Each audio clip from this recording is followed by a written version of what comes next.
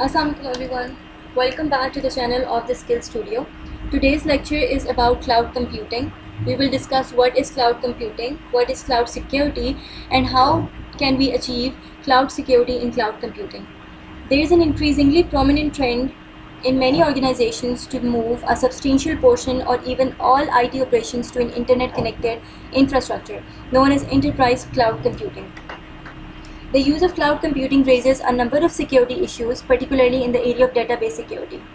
If we look at the cloud computing definition, so NIST SP 800-145 defines cloud computing as follows: a model for enabling ubiquitous, convenient, on-demand network access to a shared pool of configurable computing resources, for example, networks, servers, storage, applications, and services that can be rapidly provisioned and released with minimal management effort or service provider interaction. This cloud model promotes availability and is composed of 5 essential characteristics: 3 service models and 4 deployment models. Now let's discuss what are cloud computing elements. As in the definition, there were 5 essential characteristics, 3 service models, and 4 deployment models were mentioned. So let's dig into the detail of them. The first thing we are going to discuss is the essential characteristics. The essential characteristics of cloud computing include the following. Number 1 is the broad network access. Now, what is broad network access? Broad network access capabilities are available over the network and accessed through standard mechanisms that promote use by heterogeneous thin or thick client platforms. For example, mobile phones, laptops, and PDAs, as well as other traditional or cloud-based software services. Second is rapid elasticity.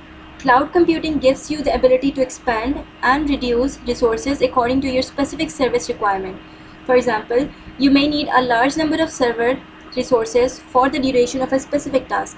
You can then release these resources upon completion of the task. Third is the measured service. Cloud systems automatically control and optimize resource use by leveraging or metering capability at some level of abstraction appropriate to the types of service. For example, storage, processing, bandwidth, and active user accounts.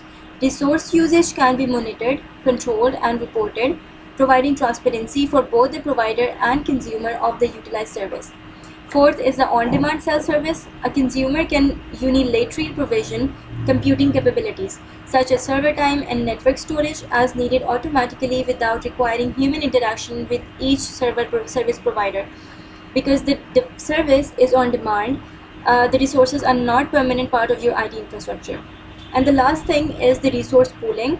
The provider's computing resources are pooled to serve multiple consumers using a multi-tenant model with different physical and virtual resources dynamically assigned and reassigned according to consumer demand.